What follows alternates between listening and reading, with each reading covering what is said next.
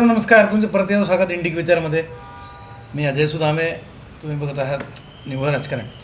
मित्रांनो, बरेच दिवसांनी व्हिडिओ करत आहे, जवळजवळ मला वाटतं महिन्याभराने.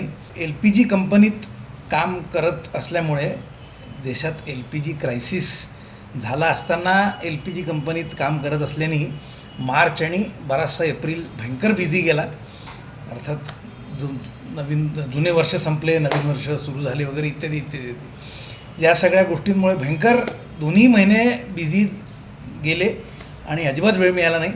पण आता थोडासा वेळ मिळाला असं दिसतं आहे. म्हणजे थिंग्स वूड स्टेबिलाईज असं मला वाटतं आहे.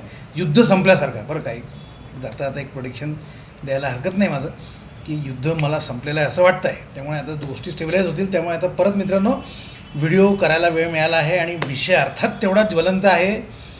नाशिकच्या पाठोपाठ, नाशिक TCSच्या पाठोपाठ बाहेर आलेल्या लेन्सकार्टच्या प्रकरणामुळे भयंकर गजब झालेलं आहे. तुम्ही सगळे जाणता.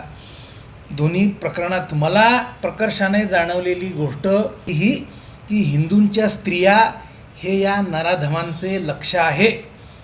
हिंदू शेठजींना स्त्रियांवरती बंधनं घालायची आहेत आणि शांतीदूतांना त्यांना जाळ्यात अडकवून त्यांचे शोषण करायचे आहे. आता हे आपल्या हिंदुस्थानात, तेही भाजपचे सरकार असताना हे कसे घडू शकते असा प्रश्न पडणे साहजिक आहे. तर मित्रांनो, त्याचे उत्तर सेक्युलरिझम नावाच्या खोट्या नॅरेटिव्हमध्ये आहे.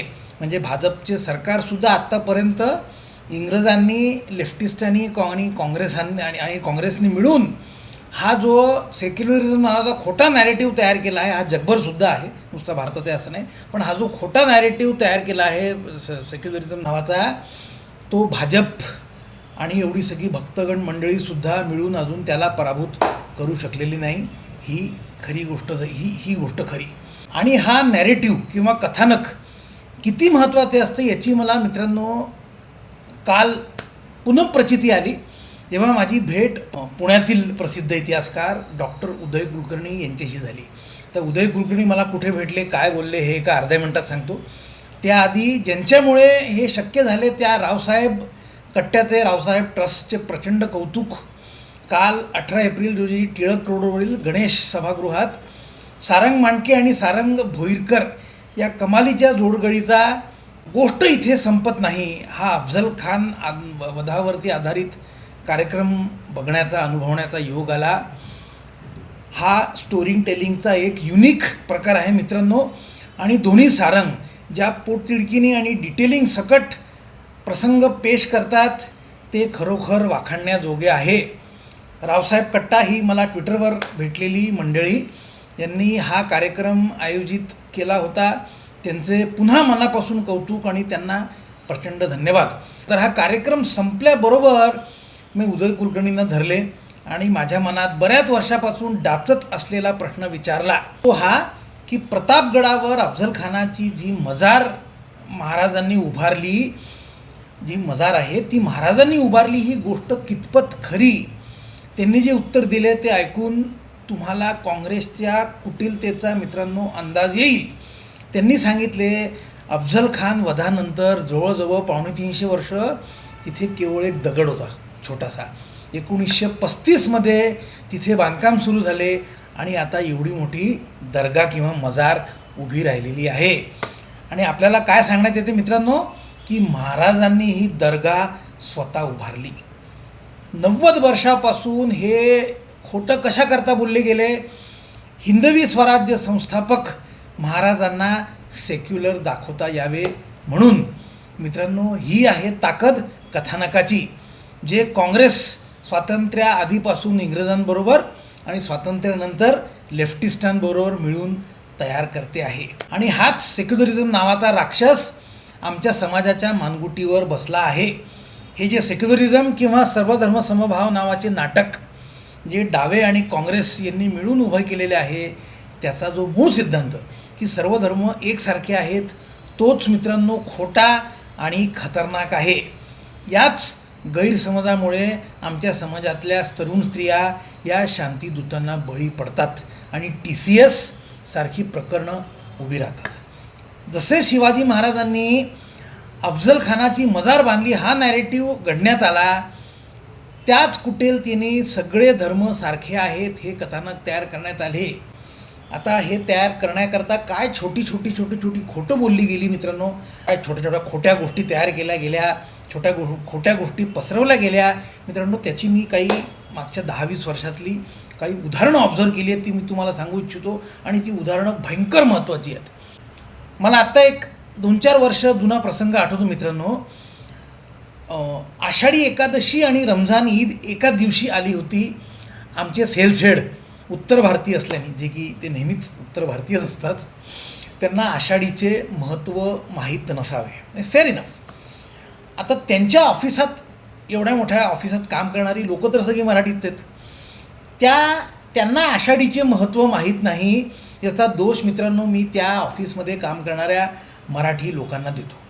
तर झाले असे की त्या दिवशी त्यांनी सकाळी ग्रुपवरती ईदचं सगळ्यांना काय हे ईद मुबारक वगैरे असं जे काय असतं ते केलं. आता आषाढी असून याचं कोणी काही बोलत नाही मित्रांनो, याचं मला फार वाईट वाटलं. मी आषाढी एकादशीच्या सगळ्यांना शुभेच्छा दिल्या. माझे जे इमिजिएट साहेब होते ते घाबरले, म्हटलं अरे तू काय करतो, साहेबांना राग येईल. म्हटलं का बरं राग येईल, ते पण हिंदूच आहेत. आणि तसेच झाले. थोड्याच वेळात त्यांनी आषाढी एकादशीच्या सुद्धा सगळ्यांना शुभेच्छा दिल्या. मित्रांनो गोष्ट छोटीशी आहे ना, पण कोणाला तरी हिंमत करावी लागते, नाहीतर हा सेक्युलरिझम अशाने संपणार नाही. बहुतेक लोक प्रवाहपतीत असतात. प्रवाहपतीत राहणे आणि स्वधर्माविषयी न्यूनगंड याचेच मित्रांनो दुसरे नाव सेक्युलरिझम. हा आपल्या समाजात किती खोलवर रुजलेला आहे याची अजून काही उदाहरणं बघा. मी माझे एक नागपूरमधलीच ही मित्रांनो 2-3 उदाहरणं आहेत. एक अतिशय माझे सक्सेसफुल ब्रोकर मित्र आहेत, त्यांच्या ऑफिसातला हा संवाद आहे. त्यांच्याकडे एक मुस्लिम मुलगी काम करत असे. आता त्यांच्याबरोबर मिळून मी त्यावेळेला काहीतरी प्रोजेक्ट वगैरे करत होतो. तर केवळ त्या मुस्लिम मुलीला खुश करण्याकरता या आमच्या मित्रांनी काय सांगावे की आपल्या इथे ज्या दर्गा किंवा मजार उभे आहेत ते म्हणजे इस्लामचे हिंदूकरण आहे. म्हणजे एक्झॅक्ट शब्द मला आठवत नाहीत, पण त्यांना हे म्हणायचे होते की इस्लाम आपल्या भारतात येऊन कसा आपल्या हिंदू धर्माशी ॲडजस्ट करतो आहे याचे हे मजार किंवा दर्गा हे उदाहरण आहे. मित्रांनो हे अगदी खोटं आहे, हे अगदी खोटं आहे. केवळ दर्गा, जसं मी औरंगजेबाचं अफजल खानाची दर्गा बांधली गेली हा जो खोटा नॅरेटिव्ह पसरवला होता तसाच हा पण खोटा नॅरेटिव्ह आहे. ती केवळ जागा व्यापण्याकरता आणि तिथे यांना नमाज पडण्याकरता जागा मिळावी आणि तिथे तलवारी लपवाव्या, शस्त्रास्त्र लपवावे याच्याकरता या दर्गा तयार केल्या जातात. पण आमचे ब्रोकर मित्र काय म्हणाले, हे इस्लामचे झालेले हिंदूकरण आहे. बरोबर, हे इतकं खतरनाक मित्रांनो हे नॅरेटिव्ह समाजात पसरलेले आहे. दुसरं उदाहरण देऊ इच्छितो मी. आमच्या नागपूरजवळ मित्रांनो गिरड नावाची जागा आहे. गिरड तुम्ही सर्च करा, त्याची यूट्यूबवर व्हिडिओ पण येतात. त्या गिरडमध्ये मी त्यावेळेला एका इन्शुरन्स कंपनीत होतो. तो मला रिपोर्ट करणारा एक मित्र होता, त्याचं लग्न झालं. तर लग्नानंतर मित्रांनो तो आपले काका मामा, ती लग्न झालेली मुलगी, तिच्या घरचे लोक असे 100-200 लोक घेऊन त्या गिरडला गेला आणि तिथे मित्रांनो काय कोणती बाबाची दर्गा आहे, तिथे ते काय मटण त्याने खाऊ घातलं. आता मला हे कळेना की तुम्ही फूड चॉईसेस व्हेज नॉनव्हेज वगैरे तो विषय नाही ते, पण त्या बाबाच्या दर्गावरती त्या गिरडला जाऊन कशा करता तिथे हे करायचं खरंच मला माहीत नाही मित्रांनो. तिसरं उदाहरण, माझे एक आमच्या नागपूरचे माझ्या घरापासनं 1-1.5 किलोमीटरवरती राहणारे अगदी कट्टर RSSचे मित्र आहेत, आता अमेरिकेत असतात. ते मला म्हणले होते की मी जेव्हा अजमेर शरीफला गेलो होतो तेव्हा तिथे मला काहीतरी वेगळंच तेज जाणवलं. मित्रांनो मी अजमेर शरीफला गेलेलो नाही, पण मी कुठल्याही दर्ग्या फिरग्यात जात नाही आणि मला तिथे काही तेज वगैरे असतं की नाही मला खरंच माहीत. याचंच अजून एक एक्सटेंडेड उदाहरण, हे मला माझ्या आईने सांगितलेली आठवण आहे मित्रांनो. माझी आई, माझे वडील, त्यांचे 4-5 मित्र आणि त्यांच्या बायका, त्या काकू लोक वगैरे सगळे असे 10-12 लोक नॉर्थमध्ये गेले होते, जयपूर, उदयपूर. मग तेव्हा ते त्या अजमेरमध्ये गेले. तर हे माझ्या वडिलांबरोबरचे मित्र, संघात जाणारे, मी RSSची वाईट नाही बोलत पण हे सुद्धा खरं आहे, हे संघात जाणारे मित्र त्या दर्ग्यामध्ये गेले. माझे वडील म्हणले मी ते दर्ग्यात जाणार नाही है ना.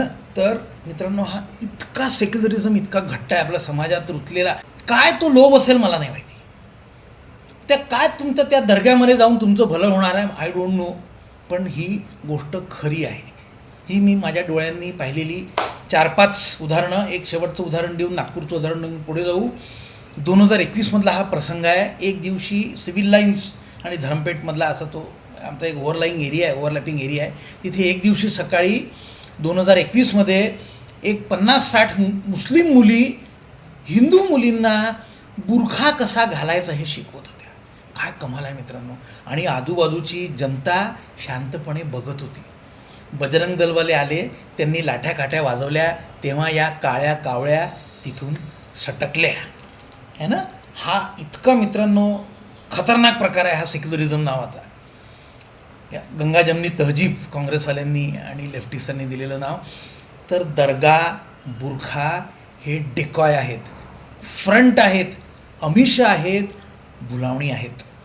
याच गोष्टींचे समर्थन करणारे, जस्टिफाय करणारे लोक तुम्हाला समाजात नेहमीच होते आणि यापुढेही असणार आहे, कारण त्यात त्यांचा प्रचंड फायदा आहे. आर्थिक फायदा तर आहेच, याच्याविषयी लिहून बिहून. म्हणजे काँग्रेसने तर राज्य केलं, हे खोटं बोलून बोलून काँग्रेसने राज्य केलं 60-70 वर्ष.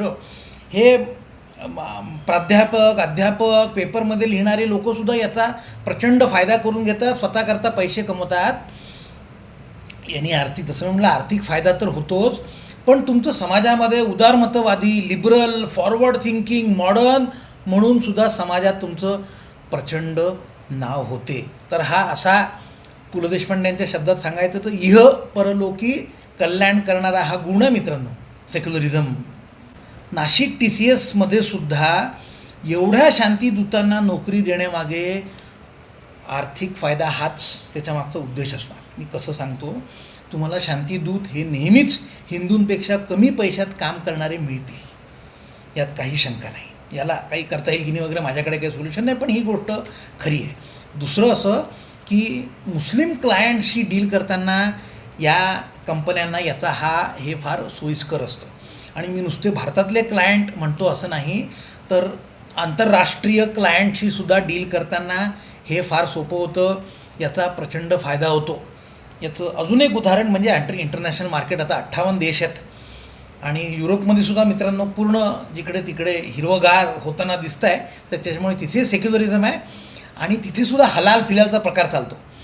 तर आमच्या नागपूरची एक प्रचंड कंपनी जी आता काही वर्षात प्रचंड मोठी झाली, 1 लाख करोडची झाली, तिच्या ऑफिसमध्ये फूड प्रॉडक्ट्सची कंपनी आहे, तिच्या ऑफिसमध्ये मी हलालचं सर्टिफिकेट लागलेलं पाहिलं आहे. त्यांना कशाला ब्लेम करायचं. खूप भारतीय कंपन्या आहेत ज्या एक्सपोर्ट करतात, ते हलालचं सर्टिफिकेट घेतात, ही आपली मजबुरी आहे. TCS नाशिककडे परत येऊ. मला इथे पडलेला प्रश्न हा की पहिल्यांदा जेव्हा कुणीतरी नियम मोडला किंवा काहीतरी शंका येईल असे घडले, तेव्हा तेथील हिंदू एम्प्लॉई जागे का झाले नाही.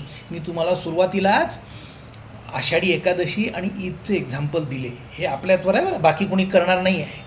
सतत जर का तुम्ही मला काय करत राहिला तर काही होणार नाही. त्यामुळे तुम्हालाच करायचं आहे. तर जेव्हा पहिल्यांदा हे नियम मोडले गेले तेव्हा तिथले हिंदू लोक जागे का झाले नाही.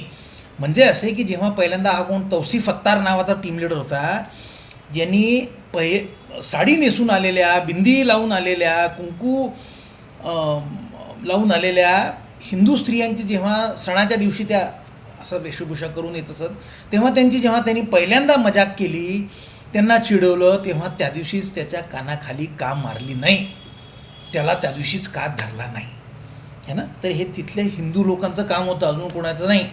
या देशात राहून जर का आम्ही आमच्या चालरीतींवर हल्ला करायची यांची हिंमत होते कशी. माझा मूळ प्रश्न एवढाच आहे, आजूबाजूची लोक करतात काय.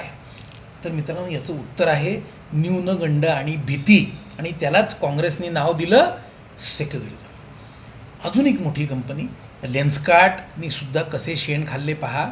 चष्म्याच्या फ्रेमचा प्रचंड मोठा बिझनेस, $5 बिलियन, म्हणजे मला वाटतं जवळजवळ 45 ते 50 हजार करोड एवढं व्हॅल्युएशन आहे कंपनीचं. चष्म्याचा फ्रेमचा प्रचंड मोठा बिझनेस असलेली कंपनी, प्रत्येक शहरात यांच्या शोरूम्स आहेत. या लेन्सकार्ट या कंपनीत आता फेब्रुवारीमध्ये डायरेक्टिव्स देण्यात आले की शोरूममध्ये काम करणाऱ्या स्त्रियांनी कुंकू किंवा पुरुषांनी टिळा लावलेला चालणार नाही, मात्र बुरखा चालेल. आता हे प्रकरण मोठं करण्याकरता शेफाली वैद्यांना प्रचंड धन्यवाद. इतकी फिअरलेस स्त्री मी आजपर्यंत मित्रांनो पाहिलेली नाही. शेफाली वैद्यांना खरोखर साधुवाद, त्यांना धन्यवाद. आता या लेन्सकार्टनंतर अमरावती इथे सुद्धा एक धर्मांतराचे उदाहरण आले. एक कोणीतरी मुस्लिम मुलगा म्हणे त्याचं 180 मुलींबरोबर अफेअर होतं. 180 या हिंदू मुली. म्हणजे मला तर कळत नाही की आपण राहतो कुठे, पृथ्वीवर राहतो का कुठे आपण मार्सवरती राहतो, आणि हे काय लोक आहेत ते. तर हे अमरावतीमधलं धर्मांतराचे आणि लैंगिक शोषणाचे प्रकरण बाहेर आले. प्रयागराज इथे तर कमाल झाली. मुस्लिम मुलींनी मित्रांनो हिंदू मुलींचे धर्मांतर करण्याचा प्रयत्न केला. त्याच्यावरती हे कोर्टाने मारलेले शेरे आहेत. माझा मुद्दा काय की हा जो सेक्युलरिझम नावाचा सामाजिक सार्वजनिक राक्षस आपल्या मानगुटीवर बसला आहे, त्याला आपण आपल्या मुलींचे, आपल्या चालीरीतींचे कितीही बळी दिले तरी तो काही आपल्यावरती खुश होणार नाही. तो आपल्या हिंदूंना संपवायलाच उभा राहिलेला आहे. आज इथेच थांबतो. व्हिडिओ आवडला तर लाईक करा, शेअर करा, चॅनलला सबस्क्राईब करा. जय हिंद, जय श्रीराम.